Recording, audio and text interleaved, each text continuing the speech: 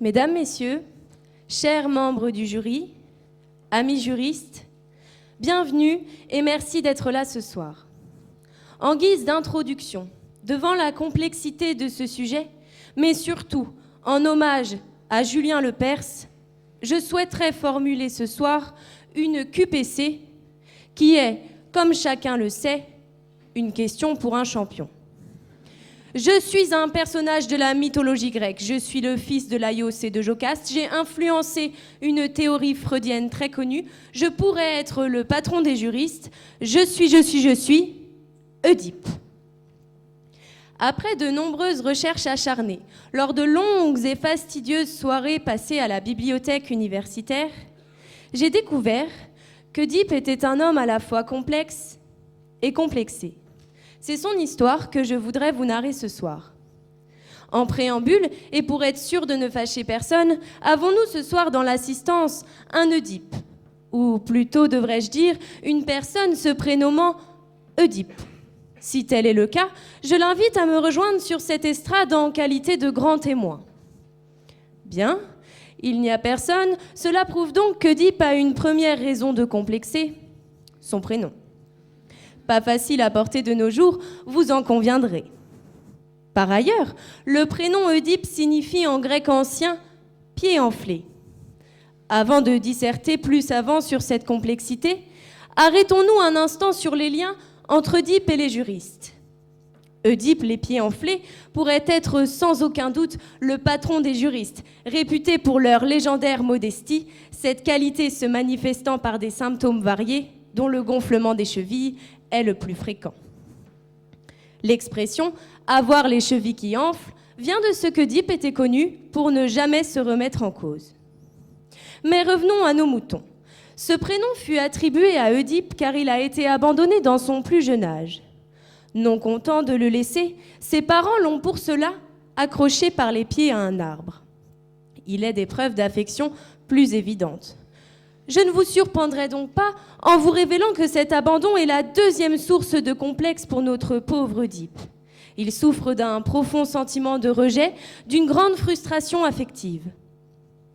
Mais sachant parfaitement que le présent était synonyme de désespoir, Oedipe décida d'essayer de savoir ce que l'avenir lui réservait. On le comprend aisément. Il alla donc consulter un oracle pour lui demander de quoi son futur serait fait. Oedipe est crédule et naïf. Il pense que cette vision de l'avenir peut éclairer son triste présent.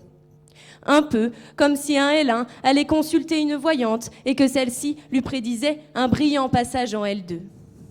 Face à un présent difficile, les L1 sont tous des enfants d'Oedipe. Autre facette de la personnalité d'Oedipe, son instabilité psychologique. Preuve de cet état, sa rencontre avec un homme qui se trouvait malheureusement sur son passage. Plutôt que de lui céder la priorité, Oedipe le tua de sang-froid.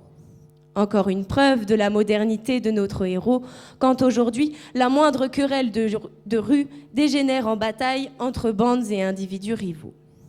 Ces troubles mentaux auraient pu être amplifiés par une consommation de produits illicites, car on nous rapporte également qu'Oedipe aurait parlé à un sphinx. Je ne peux que me questionner, et j'espère, vous aussi, sur la santé mentale de notre ami. À l'issue de cette enfance torturée et fort étrange, Oedipe finit par se rendre compte que le gentil vieillard qu'il avait tué sur son chemin était son père. Pour se consoler, il se jeta dans les bras d'une femme qui se révéla être sa mère. Oedipe se rendit donc coupable de parricide et d'inceste, et ce, quasiment dans la même journée. Il me semble opportun d'ouvrir maintenant une brève parenthèse juridique. Le parricide fut supprimé en France en tant qu'incrimination spécifique. En revanche, on parle désormais de meurtre d'un ascendant légitime ou sur les pères ou mères adoptifs, et cela est puni de la réclusion criminelle à perpétuité. Le mariage incestueux, contracté avec un de ses ascendants ou descendants en ligne directe, est quant à lui prohibé en droit français par l'article 161 de notre cher Code civil.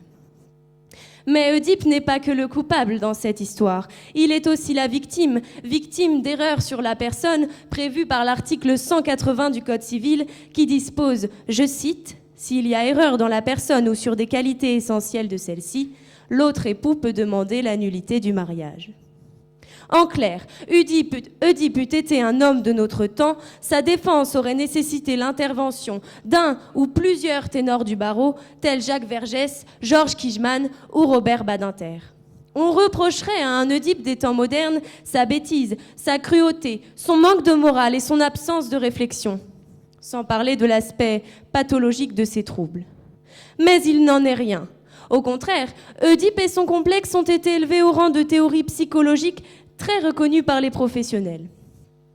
Un jour, un Autrichien, répondant au nom de Sigmund Freud, décida de systématiser le complexe d'Oedipe pour l'adapter aux évolutions lors de la croissance des enfants.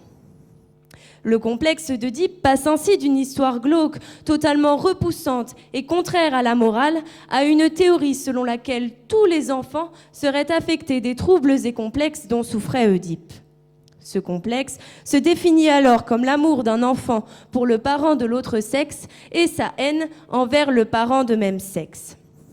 Cette théorie est aujourd'hui acceptée et reconnue par les psychologues qui, très sérieusement, considèrent que cette période de l'enfance est nécessaire au bon développement moral et psychologique de l'enfant. Mais finalement, celui qui a eu la brillante idée de transformer l'histoire sordide d'un pauvre homme perdu en un postulat tout à fait sérieux est lui-même une personne dont l'état mental et psychique semblait laisser à désirer. L'histoire raconte que Freud, précurseur de la psychanalyse, était lui-même atteint de quelques troubles. Le complexe d'Oedipe aurait ainsi été pour lui la meilleure manière de supporter ses propres névroses ainsi que son homophobie. Oedipe, personnage perturbé, aux antipodes du héros de la mythologie grecque, a, comme je vous l'ai dit, épousé sa mère. N'existe-t-il pas de mariage plus lugubre et plus triste que celui d'un fils avec sa mère ? Nous sommes ici à l'opposé d'un mariage heureux, d'un mariage gai.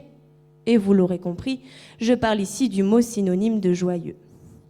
Selon le libellé de mon sujet, il existe des mariages gays, ce qui laisserait supposer que des unions pourraient être tristes. Le mariage d'Oedipe en étant le parfait exemple, même si l'on peut concéder qu'il fut dupé. Il pensait épouser une simple femme, mais celle-ci était sa chère maman.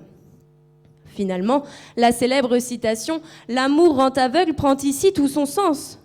Lorsqu'Oedipe se rendit compte de l'identité de la femme qu'il avait épousée, il se creva les yeux. Après avoir évoqué la vie et les turpitudes d'Oedipe et de son chantre moderne Freud, personnage sympathique bien qu'un tantinet tourmenté, je voudrais maintenant revenir sur la question posée. Je souhaite tout d'abord exprimer ma gratitude envers le BDE pour ce sujet très complexe, ce qui est normal pour un sujet sur Oedipe. Mais cette question m'a permis de découvrir de façon plus approfondie l'histoire d'Oedipe et son prolongement dans la théorie freudienne, exercice presque aussi divertissant qu'un TD de droit communautaire. Mais venons-en aux faits. Pourquoi limiter la portée du complexe oedipien au seul mariage, qu'il soit gai, triste, arrangé ou d'amour ? Par exemple, un employé, payé moins bien que son collègue, n'aurait-il pas envie de séduire son patron pour une augmentation ? Un salarié n'aurait-il pas envie d'éliminer son responsable senior à l'allure paternaliste mais étouffante ? Qui n'est jamais tombé sous le charme d'un professeur, d'un supérieur, ou au contraire a eu envie de le voir disparaître ? Quand on y pense, nous sommes tous affectés par le complexe d'Oedipe, et pas seulement au stade de l'enfance. Et que dire du fait qu'une seule fille ait déjà réussi à accéder à la finale de ce concours d'éloquence, et ce, depuis sa création ? Messieurs du jury, seriez-vous frappés d'une forme universitaire du complexe d'Oedipe ? Alors, pour toutes ces raisons, non, non et non, le mariage gai n'annule pas le complexe d'Oedipe. Mais, comme toute bonne fable a une morale, celle-ci en a également une. Oedipe était un homme complexé. Sa vie fut un cauchemar car il était tourmenté et fragile comme le fut Freud.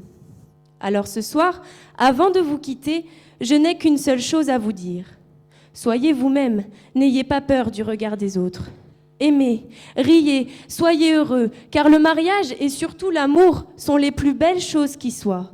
L'union de deux êtres qui s'aiment pour le reste de leur vie. Je terminerai donc par une citation du romancier Joseph Lallier. Quand on aime le jour de son mariage, on aime pour le reste de sa vie. Merci.